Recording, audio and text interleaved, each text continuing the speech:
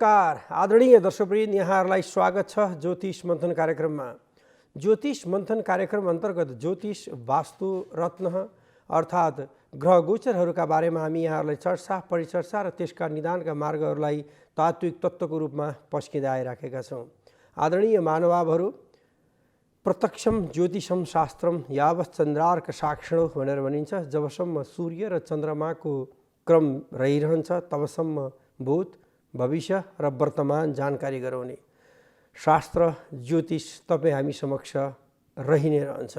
तसर्थ दर्शकवृन्द, कतिपय विश्वास गर्ने र विश्वास नगर्ने भन्ने पनि विषयवस्तुहरू रहन सक्छन् र त्यसमा विश्वास गर्ने विषयवस्तु अन्तर्गत कतिपय आफूले भोगिएका विषयवस्तु र अनि साथसाथै गर्न खोजिएका कार्यहरूको लागि यदि अगाडि बढाउँदाखेरि आफ्नो जन्म नक्षत्र, जन्म योग, लग्न, कर्ण, मुहूर्त अन्तर्गत शुभ समय, शुभ साहित र शुभ कर्मको अवस्थाको कालले गरिकन मिल्ने र नमिल्ने विषयवस्तुहरू पनि रहन सक्छन्। त्यस्तो यो शास्त्र। तसर्थ यो शास्त्रलाई हामीले मन्थना गरेर जसरी अरण्यम सदृशम ममत भनेर भनिन्छ, जसरी आगोलाई निकाल्न धेरै मन्थना गर्नुपर्ने हुन्छ, त्यो मन्थना गरिसकेपछि मात्रै आगो चकमकद्वारा निक्लिन्छ। त्यस्तै सक्खर उखुमा रहन्छ, तर त्यो उखुलाई मन्थना गरेर मात्रै सक्खर अर्थात् गुलियो पदार्थको अनुभूति गर्न सकिन्छ। त्यसै गरी ज्योतिषलाई मन्थना गरेर मात्रै त्यो विषयवस्तुहरूको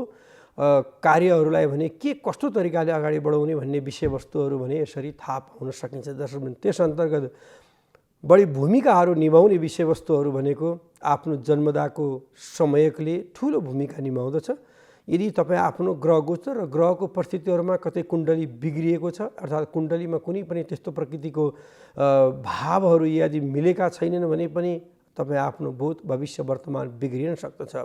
त्यसको लागि आज म यहाँहरूलाई 9वटा ग्रहहरूले दिने कार्य के हुन् त र नवग्रहका साथ अष्टयोगिनीहरू कसरी चल्दछन् र त्यो सँगसँगै दर्शकवृन्द दशाको क्रममा सूर्यादि नवग्रहका दशाहरू अर्थात् मङ्गलादि अष्टयोगिनीहरूका दशाको क्रमको कालले गर्दाखेरि भावमा प्रथम भावदेखि लिएर द्वादश भाव पर्यन्तसम्म तपाईँ हामीलाई कुन कुन ग्रहले कुन कुन विषयवस्तुहरूलाई बढी इङ्गित गर्दछ त्यो विषयवस्तु लिएर म यहाँहरू समक्ष उपस्थित भएको छु। र साथसाथै दर्शकवृन्द, तपाईँ हामीले कर्म गरिसकेपछि विद्या, बुद्धि, यश, कृति र सम्मानको महसुस गर्दछौँ। त्यो सम्मानित दिनेवाला विशेष गरेर कुन ग्रह रहेको छ त्यो ग्रहको बारेमा पनि म यहाँहरू समक्ष चर्चा गर्नेछु र यहाँले आफ्नो कुण्डलीमा पनि दृष्टि गर्न सक्नुहुनेछ। जस्तै कुण्डलीको प्रकृतिमा कुन कुन भावमा कुन कुन ग्रहको दृष्टिको अर्थात् भनौँ न तृतीय पाद अर्थात् चतुर्थ पाद, पञ्चम पाद इत्यादि जसलाई भनिन्छ,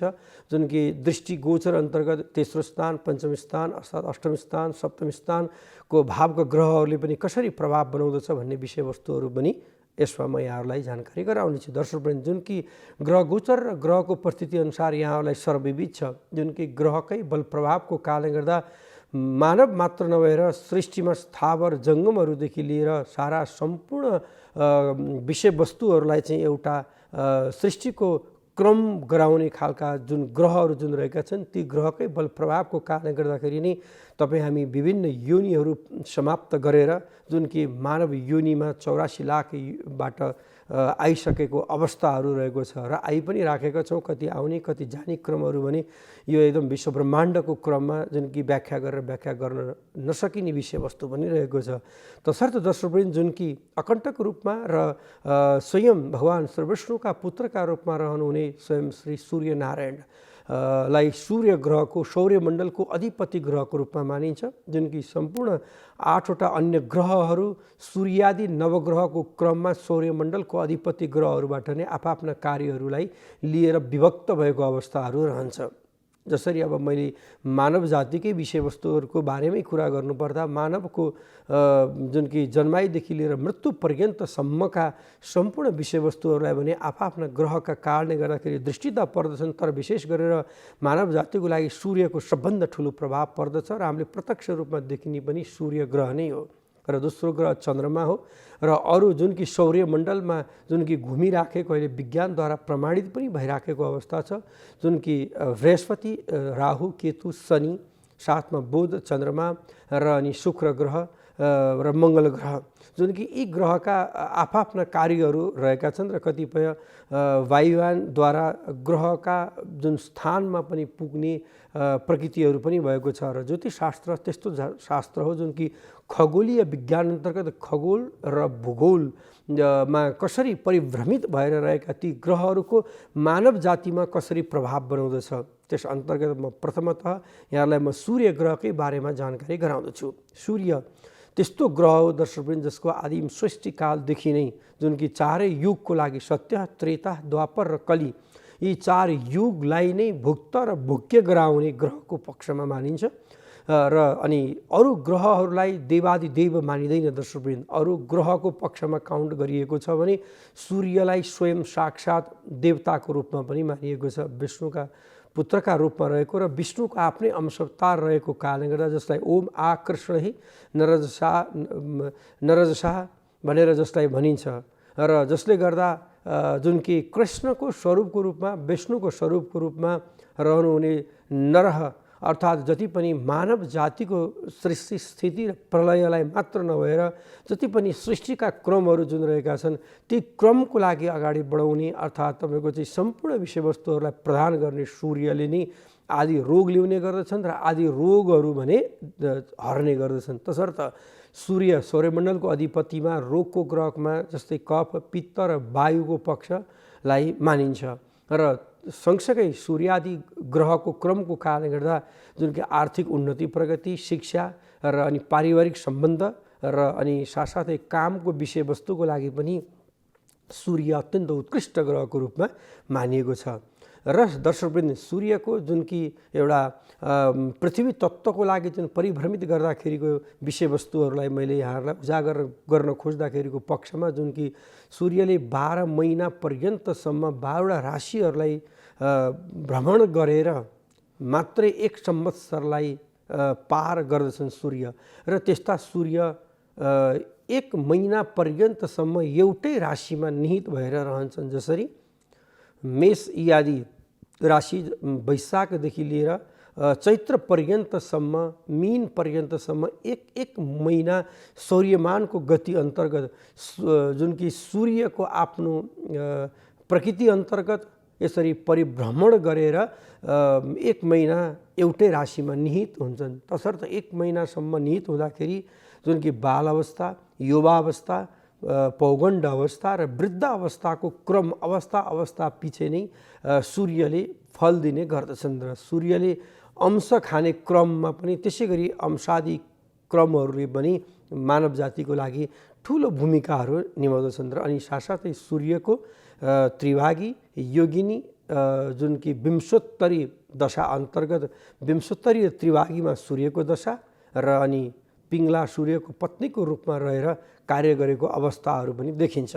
तसर्थ भुक्त भोग्यको क्रम सँगसँगै जीवनमा सकारात्मक ऊर्जनशील शक्ति र नकारात्मक ऊर्जनशील शक्ति प्रदान गर्ने त्यस्तो सूर्य ग्रहलाई तपाईँ हामीले प्रातःकालमा उठेर यदि जल अर्पण तामाको भाँडाबाट गऱ्यौँ भने एक त सूर्यको हामीलाई सकारात्मक इनर्जी शरीरमा पर्छ र त्यति मात्र नभएर आँखाको जुन ज्योति रहन्छ त्यो ज्योतिमा प्रत्यक्ष रूपमा पर्ने भएको हुनाले विज्ञानपरक भिटामिन डी तपाईँ हामीले प्राप्त गर्न सक्दछौँ। जुन कि यो चाहिँ भनेको अत्यन्तै कलिलो प्रातःको जुन कि गर्मीको समयमा उदाउने त्यस्ता सूर्यको करिबन 6:30 देखि 7:30 को समय अवधि जुन रहन्छ ती अत्यन्तै उपयोगी समयको रूपमा मानिन्छ। जसले हामीले ओम यही सूर्य सहस्रांशो तेजो राशि जगतपति अनुकम्पय माम भक्त्यानाम गृहाणार्घ दिवाकर अर्थात् हे दिवाकर भगवान भनेर जब यसरी तामाको बर्तनद्वारा यदि जल अर्पण गऱ्यौँ भने अग्नि तत्त्वलाई जल तत्त्व अर्पण गर्दाखेरि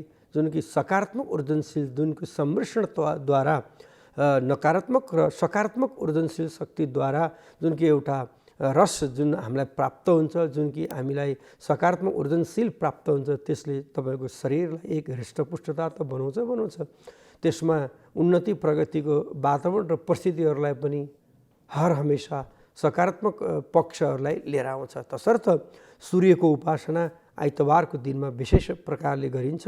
सूर्यको व्रत यदि तपाईँ आफूले गर्दै हुनुहुन्छ भने पनि आइतबारकै दिनमा तपाईँले सूर्यको उपासना गर्न सक्नुहुन्छ।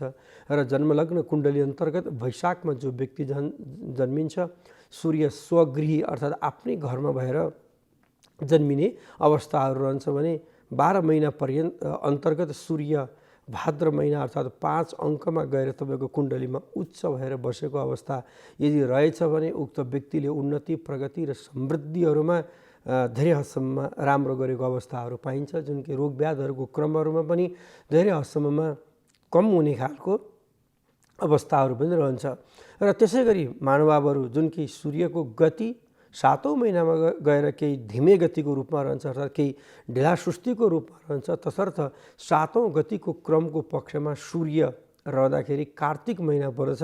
तसर्थ कार्तिक महिनामा सूर्यको आराधना गर्नको कारणले गर्दा सूर्यदेव अत्यन्तै प्रसन्न हुनुहुन्छ र तपाईँ हामीले दैनिकी रूपमा ओम गृणी सूर्याय नमः मन्त्रलाई 108 पटक यदि जप्यौँ भने पनि र सूर्यको आराधना यदि हामीले गऱ्यौँ भने शान्ति समृद्धि अवश्य पनि प्राप्त हुन्छ दर्शकवृन्द। र एवं क्रम त्यसै गरी सूर्यदेवको आराधनाको क्रमको कारणले गर्दाखेरि जीवनमा ऊर्जा शक्तिहरू प्राप्त हुन्छन्, जीवनको लागि शान्ति समृद्धि र अमन चयनको पक्षहरू प्राप्त हुन्छ।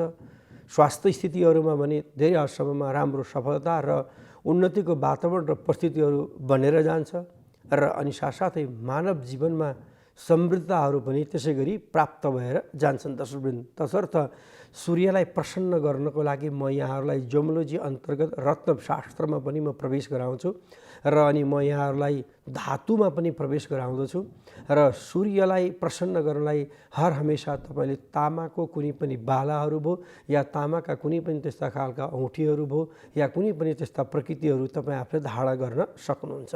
र सूर्यदेवलाई प्रसन्न गर्नको लागि रातो वस्त्र पनि यहाँहरूले धारण गर्न सक्नुहुनेछ र रातो मोटर गाडीहरू पनि चढ्न सक्नुहुनेछ। अनि एवं क्रम रातो खानपिनहरूको जस्तै भनौँ न त्यस्ता खालका चुकन्दरहरूदेखि लिएर मुलाहरू, सलगमहरू आदि जुन रहन्छन् तिनीहरू रातो चिजको बढी प्रयोगले गर्दाखेरि विद्या, बुद्धि, यस कृति र सम्मानहरू प्राप्त हुन्छन् दर्शकवृन्द।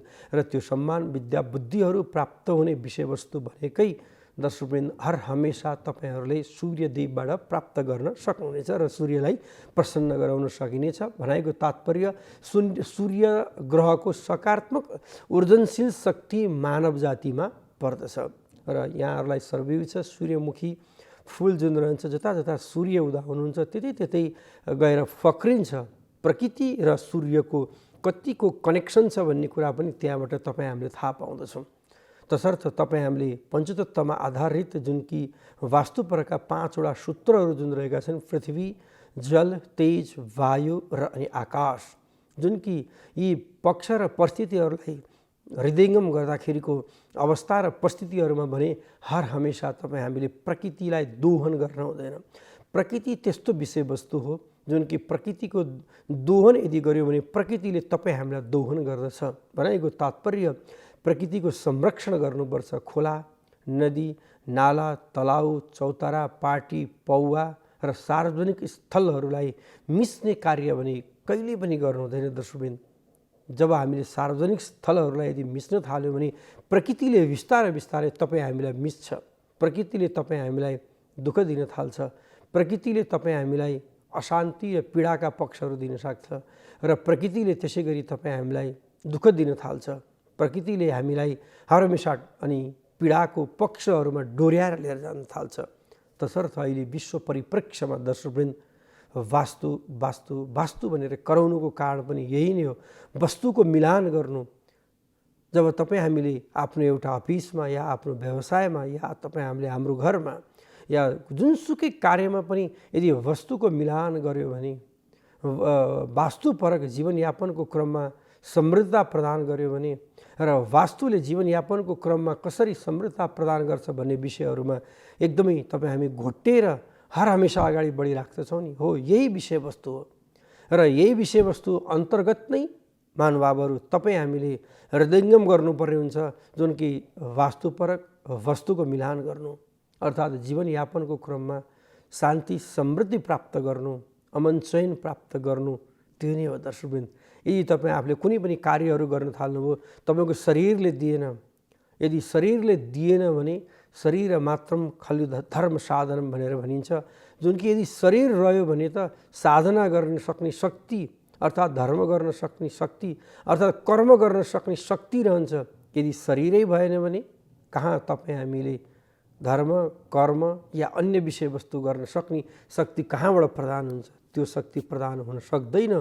तसर्थ महानुभावहरू, तपाईँ हामीले विचार पुर्याउनु पर्ने विषय भनेको शरीरलाई राखेर समय सापेक्ष कार्यहरू गरेर समय सापेक्ष जीवनयापनको क्रममा समृद्धता प्रदान गरेर र उन्नति प्रगतिको वातावरण र परिस्थितिहरूलाई अगाडि बढाएर आर्थिक समृद्धि, आर्थिक प्रगति र आर्थिक वातावरणहरूलाई अगाडि बढाएर यदि लिएर जान सक्ने हो भने पक्कै पनि सूर्यदेव तपाईँ हामीलाई हर हमेसा आवश्यकताको ग्रहको रूपमा रहिरहनुहुन्छ। कि सूर्य नहुने हो भने सृष्टिको क्रम रहला, कि सूर्य नहुने हो भने अन्ननाजहरू उम्रिन्थे होलान्, सूर्य नहुने हो भने तपाईँ हाम्रो आयुर्दाहरूको निर्धारण हुन्थ्यो होला, के पनि हुँदैन थियो। थोरै हामीले फर्केर हेरौँ त। तसर्थ यो फर्केर हेर्दाखेरिको अवस्थामा जाडो र गर्मी पृथ्वीलाई भ्रमण गर्दाखेरिको अवस्थामा सूर्य 6 महिना पर्यन्तसम्म दक्षिणायन भएर रहनुहुनेछ र 6 महिना पर्यन्तसम्म उत्तरायण भएर रहनुहुनेछ। जुन कि उत्तरायणको समयको पक्षमा लामा दिन र तातो दिन र दक्षिणायनको समयमा केही चिसो दिन र अनि छोटो दिनको क्रममा रहन्छ। तसर्थ जुन उत्तरी गोलार्ध र दक्षिणी गोलार्धको क्रममा रहँदा दक्षिणी गोलार्धतर्फ अहिले जाडोको समय र छोटो दिनको क्रमहरू रहेको छ भने उत्तरी गोलार्धतिर भने अहिले तपाईँ हामीले गर्मीको दिन र अनि लामो समयहरू भोग गरिराखेका छौँ। तसर्थ यस्तो विषयवस्तुहरूमा भने ग्रहको क्रम र ग्रहको पक्षलाई सूर्यलाई नै मानेको हुनाले जुन कि सूर्यदेवलाई देवताको रूपमा मानिन्छ, न कि अरू ग्रहको पक्षहरूलाई देवत्वको रूपमा मानिँदैन। जस्तै बृहस्पति देवताको गुरुको रूपमा रहनुभएको छ, शुक्र दानवहरूको गुरुको रूपमा रहनुभएको छ, मङ्गल हर हमेसा शुभ कार्यादि ग्रहको रूपमा रहनुभएको छ र शुक्र जुन कि दानवका गुरु भइकन आसुरी विद्या दुईवटा विद्याहरू मध्येमा शस्त्र विद्या र शास्त्र विद्याको क्रम जुन रहेको छ त्यो क्रमको पक्षमा शस्त्र विद्या अन्तर्गत जुन कि कश्यपादि ऋषिहरूका दुईवटा पत्नीहरूबाट दानवहरू यदि जुन रहे र अर्को पक्षमा जुन कि देवताहरूको जुन प्राकट्यको क्रम शुभ र अशुभका पक्ष दुईवटा भएर सृष्टिको क्रम एक आपसमा बढिराखेको अवस्था रहेको छ। जुन कि सृष्टिको आदिमकाल चलाउनको लागि जुन कि प्रथमतः सत्ययुग, द्वितीय जसरी त्रेता, द्वापर र अन्त्यमा तपाईँ हामी कलियुगको क्रममा रहेका छौँ। जुन कि सिद्ध महापुरुषहरूले आफ्ना योग बल तप ध्यानद्वारा आफू पूर्वजन्ममा के थिए, अहिले के भइराखेको छु र अब म के हुनेवाला छु र मेरो कर्म के हो र म यो पृथ्वी तलमा आएको मेरो कार्य के हो र मैले कुन प्रकार र कुन प्रकृतिको कार्य गर्नुपर्छ, त्यस्ता विषयवस्तु र ती कार्यहरूको लागि भने हर हमेसा दर्शकवृन्द हृदयङ्गम गरि नै राख्नुपर्ने अवस्था छ। आज म आएको कारण के हो र मैले आउनुपर्ने मेरो औचित्यता के हो? दर्शकवृन्द, यी ग्रहकै क्रमको कारणले गर्दा दिनुभएको हुनाले हामी पुनरैपि जननम पुनरैपि मरणम अर्थात् फेरि जन्मनु फेरि मर्नु र अनि साथसाथै ग्रहले दिएका जुन सकारात्मक ऊर्जनशील शक्ति र नकारात्मक ऊर्जनशील शक्तिहरूको क्रमको पक्ष र परिस्थितिहरूलाई कसरी लिन सक्ने भन्ने विषयवस्तुहरूमा तपाईँ हामीले बुझ्नुपर्ने नितान्त आवश्यकता रहेको छ। फेरि जन्मनु र फेरि मर्नु त्यो कुनै पनि औचित्यताको पक्षहरू रहेको छैन। दर्शकवृन्द, हुन त जिज्ञासा उठ्न पनि सक्छ, सृष्टिको क्रम सँगसँगै केही कर्मको लागि सृष्टि अवश्य पनि हुनैपर्छ।